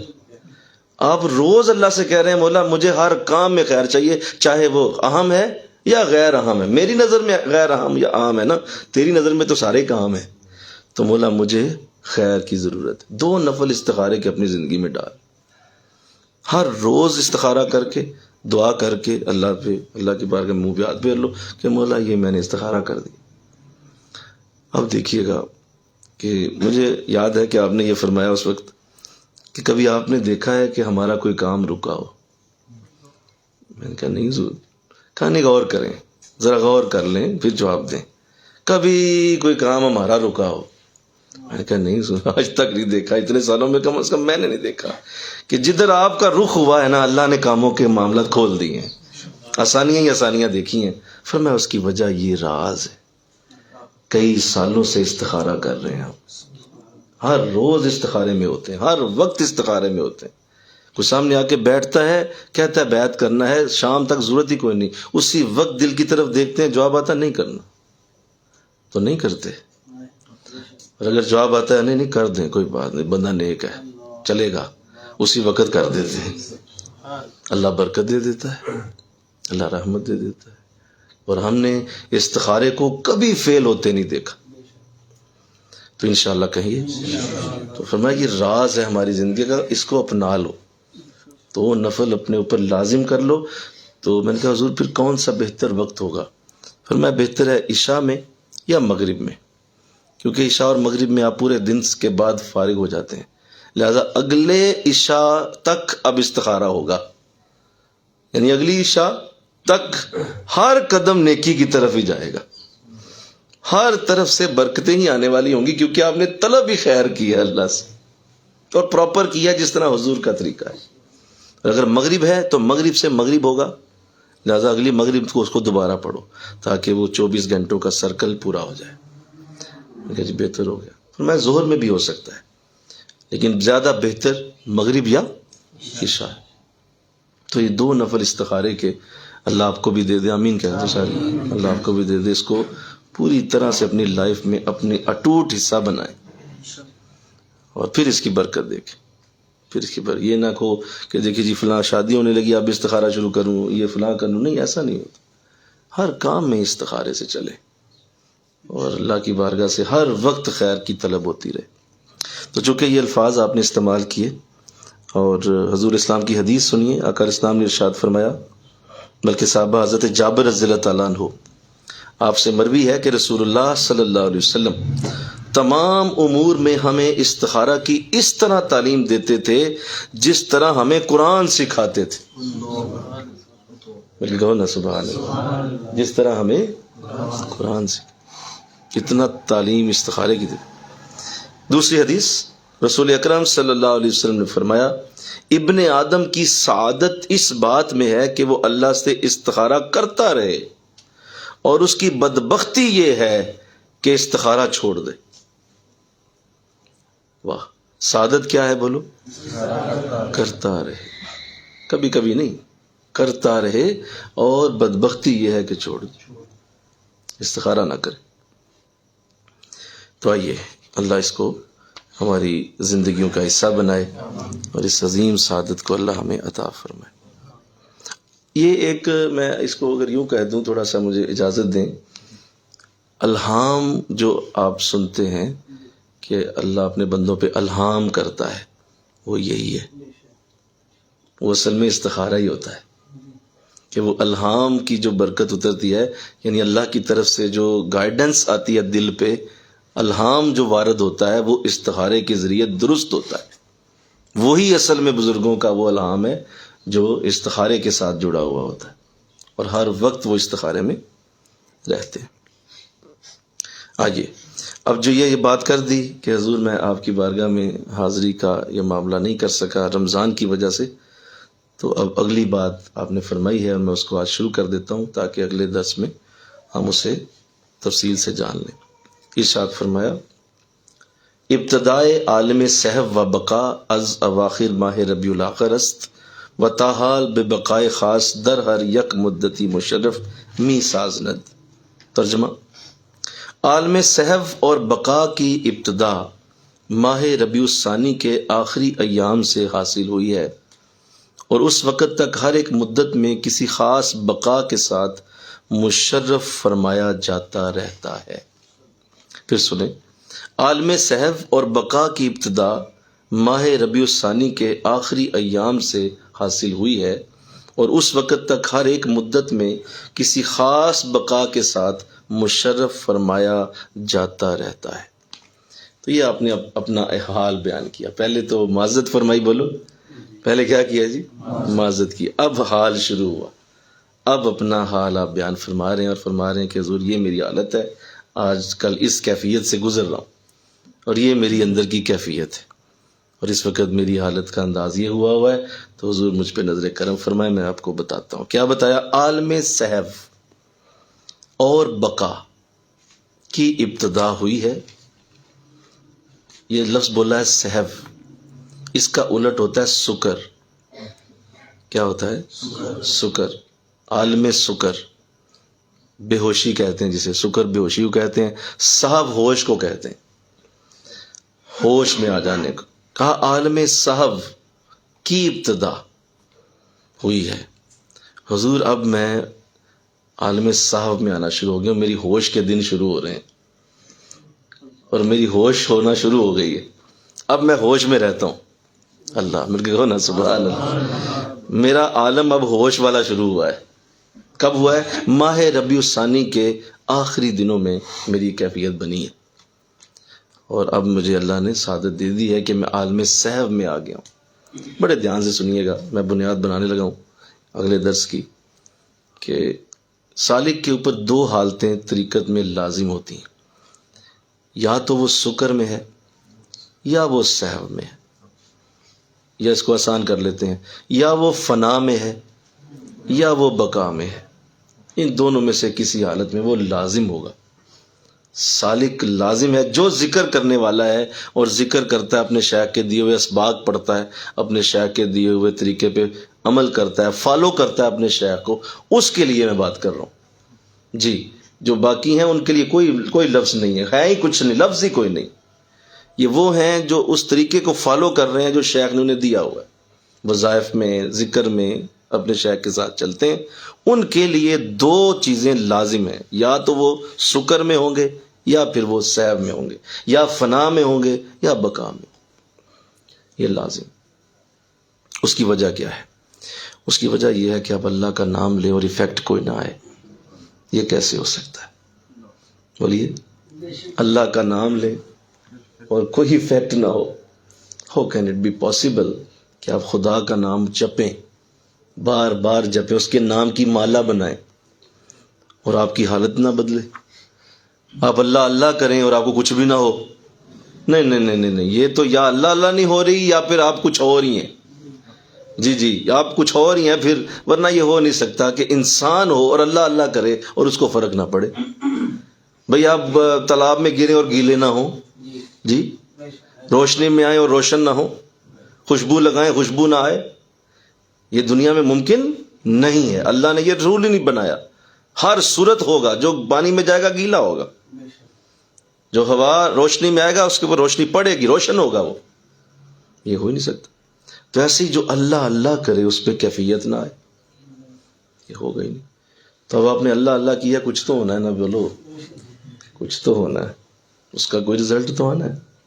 اللہ کا نام لیا گیا، ذات خدا کا نام، ذاتی نام پھر لے لیا۔ رحمان کہنا اور ہے، رحیم کہنا اور ہے، کریم کہنا اور ہے، اس کو عظیم کہنا اور ہے، یہ اس کی صفاتی نام، ان کی تاثیر علیحدہ ہے۔ لفظ اللہ کی تاثیر علیحدہ ہے، یہ ذاتی نام۔ تو آپ نے اللہ اللہ کی ہے تو اب تو رنگ چڑھے گا نا، رنگ تو آئے گا۔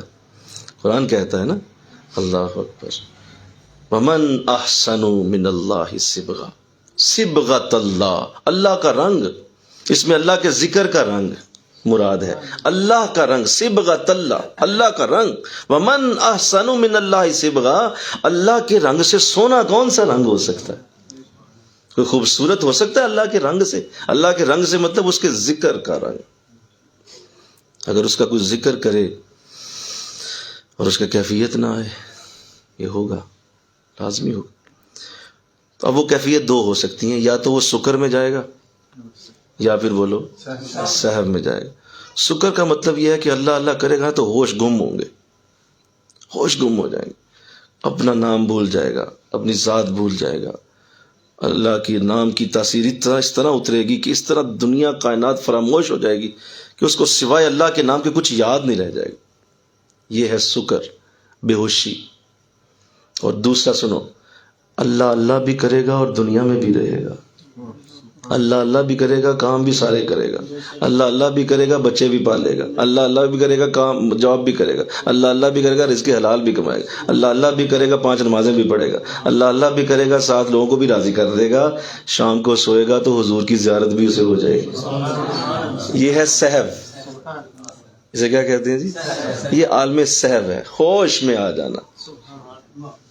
یہ نہیں کہ اللہ کا نام لیا تو بس او پیا اور جا کے نکرے لگایا، نہیں، یہ وہ فنا میں ہے یا وہ سکر میں، کیا ایسا انداز ہے؟ تو یہ یاد رکھو کہ یہ ہوگا، اور شروع میں ایسا ہوتا ہے جب آپ ذکر کرتے ہیں تو ذکر کے شروع کے انداز یہی ہے کہ آپ کو نا دنیا سونی سونی لگتی، دنیا سے کٹے کٹے رہتے ہیں، خیال یار میں ہم پر بہار رہتے ہیں، خزاں کے دن بھی ہمیں سازگار رہتے ہیں، ہر وقت خیال یار، اللہ کی یاد میں بندہ مست پھرتا ہے۔ وہ گھر والے دہی لینے بھیجتے ہیں، وہ جا کے نہر پہ بیٹھا ہوتا ہے، کیوں؟ اللہ کی یاد میں مست ہوا ہے، اور اس طرح کا انداز ہوتا ہے، بھول جاتا ہے ہر چیز۔ اور یہ نہیں کہ جان بوجھ کے کرتا ہے، بولیے جان بوجھ کے نہیں کرتا، وہ خود سے، اس کو بس ایسی ایک لگن لگی ہوتی۔ یہ اس سے پوچھو جو اس حالت سے گزر رہا ہوتا ہے، اور ہم میں سے بہت سارے ساتھی گزرے بھی ہیں ماشاءاللہ، اب تو ماشاءاللہ کچھ بہتر ہو رہے ہیں، صاحب کی طرف جا رہے ہیں، ورنہ زیادہ تر نا اسی طرح لال بلالی ہو گئے ہوئے تھے، اور ذکر کر کر کے سمجھ نہیں آتی تھی میں جانا کدھر ہے. تو اس کو سکر کہتے ہیں. شیخ دیکھ رہا ہوتا ہے کہ یہ اس کیفیت میں ہے، یہ سکر کی کیفیت میں جا رہا ہے. لہٰذا اللہ سعادت دے دے، آمین کہو. اس سے مایوس نہیں ہوتے، اور یہ بری کیفیت نہیں ہے، یہ بڑی پیاری کیفیت ہے جس میں انسان اپنی ذات کو اس طرح بلا دے کہ صرف اللہ ہی یاد رہ جائے. بتاؤ اس سے بھی پیاری کیفیت ہوتی ہے کہ اللہ کی ذات اتنی پیاری ہو جائے. اللہ تیرا جلوہ سو بسو ہے، جدھر دیکھتا ہوں ادھر تو ہی تو ہے. اللہ کتے عربی ہو کتے اجمی ہو، کتے ٹوپی پوش نرنگی ہو، کتے عربی ہو کتے اجمی ہو، کتے ٹوپی پوش نرنگی ہو، تسی ہر شکل چ وسدے ہو، سانو لام کہانی دس دے ہو. یعنی وہ اسے ہر شے میں اللہ نظر آئے گا نا. مطلب بولو، پھلوں میں اللہ کی ذات، پتوں میں اللہ کی ذات، ہواؤں میں اللہ کی ذات، اللہ کی ذات ستاروں میں، سورج میں، چاند میں، ہر جگہ اللہ اللہ کی صدائیں.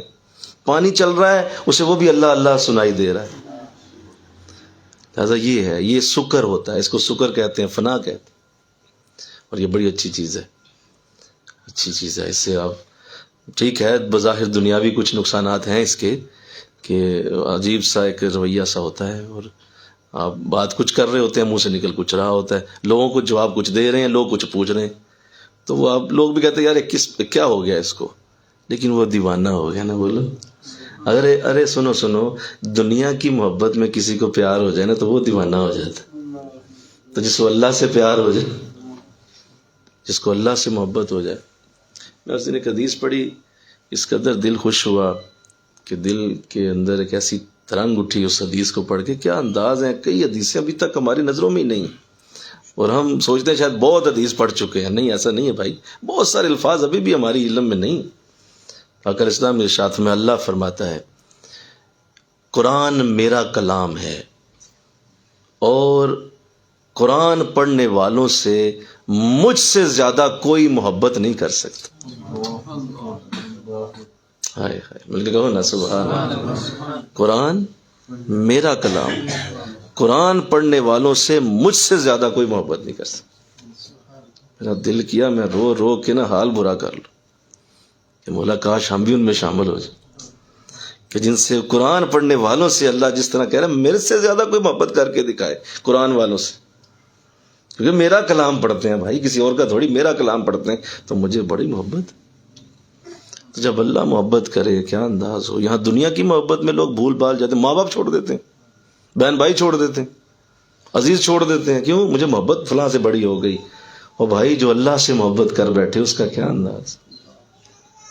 تو یہ سکر بڑی اچھی چیز ہے، یہ ایک کیفیت ہے جس میں سے سالک گزر رہا ہوتا ہے. جب ذکر کرتا ہے تو اس کو یہ کیفیت آ رہی ہوتی اللہ. لیکن یہ یاد رکھیے کہ یہ ابتدائی سٹیج ہے. جب یہ وقت اپنے اخیر تک جاتا ہے اور وہ ذکر کرتا رہتا ہے، ذکر کرتا رہتا ہے، ذکر کرتا رہتا ہے، تو آہستہ آہستہ یہ بادل چھٹتے ہیں، یہ بادل چھٹ جاتے ہیں، اور سامنے پھر اللہ کا جلوہ نظر. اور پھر ابتدا ہوتی ہے سیف کی. سیف میں یہ کچھ بھی بے ہوشی نہیں ہوتی، سیف میں مزے ہی مزے، راحت ہی راحت، چین ہی چین ہے، ٹھنڈک ہی ٹھنڈک ہے، کیونکہ اب وہ صحب میں آ گیا. جب انسان سکر میں ہوتا ہے، تو آخری بات کر رہا ہوں، جب انسان سکر میں ہوتا ہے تو اس وقت اس کو بہت ساری چیزیں وہ غلط بھی بول سکتا ہے، کیونکہ سکر میں ہے، لہذا چیزوں کی اسے پہچان بعض اوقات نہیں ہو پاتی، لہذا عجیب سی بات کر دیتا ہے منہ سے. ایسا ہو جاتا ہے، اور بزرگوں نے ایسے کلام کہے بھی ہوئے ہیں، بزرگوں نے ایسے کلام بولے ہوئے ہیں جو شکریہ کلام ہے، شکریہ الفاظ ہیں، اور وہ بولے تو وہ بعد میں انہوں نے توبہ بھی کی ہے اور بعد میں معافی مانگی ہے کہ یہ الفاظ میری زبان پہ نہیں آنے چاہیے تھے. جیسے دیکھیں نا، انسان جس کو کوئی 104 ڈگری بخار ہو جائے، بولو 105 ڈگری بخار ہو جائے، 104 ڈگری بخار ہو جائے، تو اسے آپ پانی پلائیں تو وہ فوراً ہی کہے گا کہ یہ کڑوا کیوں پلایا مجھے پانی، یہ پانی کڑوا ہے. تو آپ اسے کہیں گے میں نے کیوں تجھے کڑوا پلانا ہے، صحیح پانی. کہا نہیں یہ کڑوا پانی. تو بعد میں جب وہ ٹھیک ہوگا تو پھر وہ معذرت کرے گا کہ نہیں کرے گا؟ نہیں یار واقعی پانی ٹھیک تھا، میں ہی غلط تھا، مجھے 104 بخار تھا.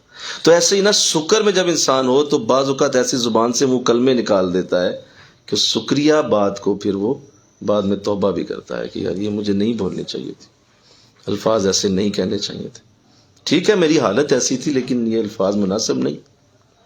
تو اس طرح کے الفاظ میں اشارہ کر رہا ہوں، بہت سارے بزرگوں نے پھر کہے بھی ہوئے ہیں اور بعد میں انہوں نے توبہ بھی فرمائی ہے اور اس پہ معافی معذرت کی ہے کہ یہ میرے شکریہ کلمات ہیں، مجھے معاف کیا جائے، اب میں صحب میں آ گیا ہوں، مجھے وہ چیز نظر آ گئی ہے کہ یہ معاملہ ایسے نہیں تھا تو مجھے معاف کیا جائے۔ تو ایسا ہو جاتا ہے، اس لیے شیخ بعض اوقات کسی مرید کو دیکھتا ہے جب وہ شکر میں جاتا ہے تو پھر وہ الا بلا بولتا ہے، جی بولتا ہے، اچھی خاصی بولتا ہے، تو شیخ سمجھتا ہے بیچارہ شکر میں ہے، جب ٹھیک ہوگا نا تو آگے پاؤں میں نہ گرے گا تو کہنا، اور کہے گا کہ نہیں حضرت میں بڑا غلط آدمی ہوں، اس وقت یہ الفاظ مجھے نہیں بولنے چاہیے تھے۔ تو وہ چونکہ شکر میں ہوتا ہے، شیخ اس کو جر جاتا ہے، برداشت کر جاتا ہے، کیونکہ شیخ وہ سٹیج گزر کے آ چکا ہے، اسے پتہ ہے کہ ایسی حالت میں لوگ یہ بات کر جاتے ہیں اور اس طرح کے انداز اس کے ہوتے ہیں، لہذا پریشانی والی بات ہے، ٹھیک ہو جائے گا انشاءاللہ، کوئی مسئلہ نہیں، انشاءاللہ وقت آئے گا، ذکر کرے گا تو یہ صاف میں آ جائے گا اور پھر یہ اپنی اس توبہ پہ آئے گا۔ لہذا وہ وقت کا انتظار کرتا ہے، وہ اس کو کبھی بھی بے ادبی یا اس کو یہ کہنا کہ اس کو نکال دو میرے دربار سے، ایسے الفاظ نہیں وہ کہے گا، وہ کہے گا کوئی بات نہیں یار، مجھے پتہ ہے تیری حالت ہی ایسی ہے، اس وقت تجھے یہ لفظ بولنا آسان لگ رہے ہیں لیکن ان قریب تو سمجھ جائے گا کہ تو غلط کہہ رہا تھا۔ تو یہ میں سمجھتا ہوں شیخ کا کتنا بڑا احسان ہے، بولو، کہ وہ آپ کی اس حالت کو سمجھ کے آپ پہ احسان کرتا ہے اور آپ کی اس حالت کو برداشت کر کے آپ پہ احسان کرتا ہے، ورنہ اگر وہ اس وقت کہہ دے کہ نہیں اس کو لے جاؤ دوبارہ نہ میرے سامنے آئے تو ختم ہو گیا مسئلہ، ختم ہو گیا، بیعت بھی ختم ہو گئی، برکت بھی گئی ساری، لیکن وہ ضرور اس پہ صبر کرتا ہے۔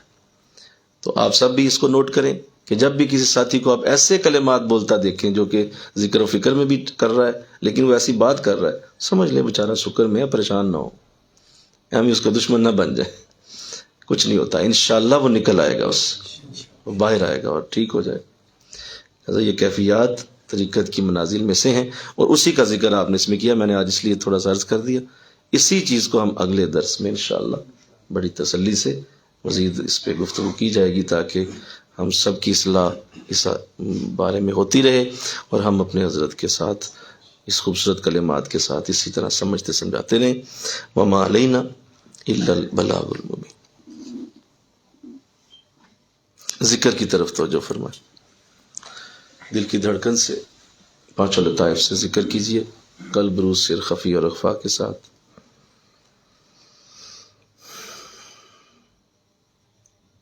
اللہ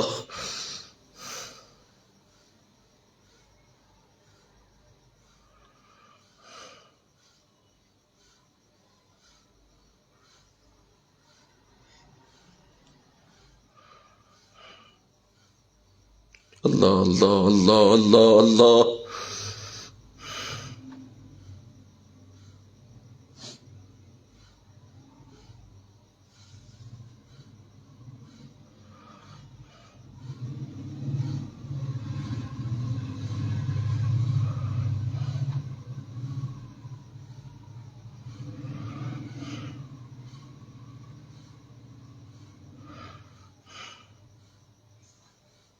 اللہ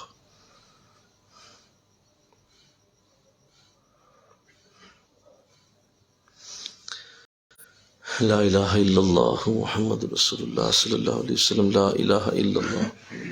یہ تھوڑا سا تیز کر دیں۔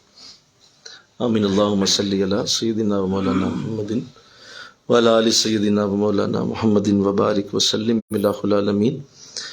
تیری بارگاہ مقدس میں مولا آج کی ہماری یہ حاضری، تلاوت و نعت، ختمات خواجگان اور یہ خوبصورت مولا تیرے مولا پاکیزہ بندوں کی خوبصورت باتیں، یہ سب تیری بارگاہ میں تیری رضا کے لیے پیش کرتے ہیں، قبول و منظور فرما مولا، اپنی رحمت فرما، اور یہ سارا اجر و ثواب ہم حضور سیدنا امام بخاری رحمۃ اللہ تعالی علیہ کی بارگاہ مقدس میں جو آپ کے نام کے ساتھ جو ہماری آج کی یہ مجلس ہے اللہ اس میں پیش کرتے ہیں، قبول و منظور فرمایا جی الہ العالمین۔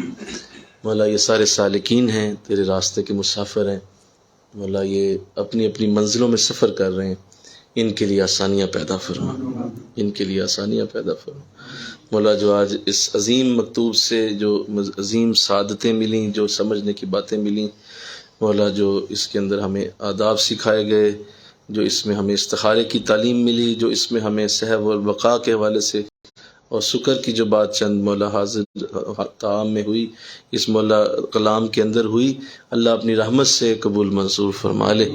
مولا اس پہ عمل کی سعادت عطا فرما، اب استخارے کو ساری زندگی کے لیے شامل کرنے کی توفیق دے، اور مولا ہمیشہ کے لیے اپنے شیخ کے آداب کو ملحوظ رکھنے کی سعادت عطا فرما۔ مولا ہمیں ایسا مرید بنا جس پہ مولا شیخ کو بھی رشک آ جائے، ہمارے حضرت کو بھی رشک آ جائے کہ ایسا اعلیٰ ادب والا ہمیں ایسا بنا۔ الہ العالمین تیری بارگاہ میں عرض کرتے ہیں، ہمیں مولا اس عظیم کلام کا نور عطا فرما، اس عظیم کلام کے ساتھ جو ہماری نسبت قائم کی گئی، جو کرم کیا گیا، ہم مولا اس پہ تیرا شکر ادا کرتے ہیں۔ مولا تیرا شکر ہے کہ تو نے ہمیں اس عظیم کلام کے ساتھ جوڑا۔ مولا ہماری اصلاح ہوتی رہے، صوفیاء کی اصلاح ہوتی رہے، اور مولا یہ عظیم سعادتیں اسی طرح جاری و ساری رہیں۔ اس گھر کے لیے دعا ہے، چاروں کونوں سے ہر بیماری، ہر نحوست، ہر تنگ دستی، ہر پریشانی، ہر وبا، ہر بری شے اس گھر سے دور فرمائی جائے۔ مولا برکتوں کا، رحمتوں کا دروازہ کھول دیا جائے۔ اللہ کرم فرما، رزق میں، جان میں، عزت میں، آبرو میں، ہر شے میں اضافہ اور برکت عطا کر۔ الہ العالمین میرے بیٹے عبدالرحمن فاروقی صاحب کے مولا آل اولاد میں برکت دے، اس کے تمام بہن بھائی، والدہ محترمہ، والد صاحب اور دیگر مولا حمزہ فاروقی صاحب، ان کے والد محترم اور دیگر ان تمام کے عزیز و قربا، سلمان بیٹا اور دیگر سب کو مولا اپنی رحمت اور کرم کے سائے میں رکھ لے، فضل کے سائے میں رکھ لے۔ اللہ اپنی رحمت فرمائے، اس پورے خاندان کو مولا ہمیشہ کے لیے رحمتوں میں لے لے۔ بڑی محبت کرتے ہیں، بڑا پیار کرتے ہیں، بڑا ادب کرتے ہیں، بڑی خدمت کرتے ہیں۔ اللہ ان کی خدمتیں اپنی بارگاہ میں قبول فرما، قبول و منظور فرما۔ مولا مزید برکتیں ہر سال، ہر لمحہ، آنے والے دنوں میں رمضان مولا آ رہا، اللہ ہم سب کو رمضان کی بہترین تیاری کر کے اس میں داخل ہونے کی توفیق عطا فرما۔ رمضان کی برکتیں مولا لوٹنے کی توفیق عطا فرما۔ جتنے ساتھی دور و نزدیک سے چل کے شامل ہوئے، خاص طور پہ وسیم فاروقی صاحب شیخو پورہ سے آئے، اور مولا دیگر ساتھی جو چل کے دور و نزدیک سے شامل ہوئے، مولا سب کا آنا قبول و منظور فرما۔ استغفر اللہ ربی من کل ذنب واتوب الیہ، لا حول ولا قوت الا باللہ العلی العظیم۔ جو ساتھی ہمیں آن لائن سنتے ہیں، ہماری بیٹیاں سنتی ہیں، مولا سب کو صدارین کی برکتیں اور رحمتیں عطا فرما۔ وصلی اللہ تعالی رسول خیر خلقہ محمد وآلہ واصحابہ اجمعین برحمتک یا ارحم الراحمین۔ لا الہ الا اللہ محمد رسول اللہ صلی اللہ علیہ وسلم۔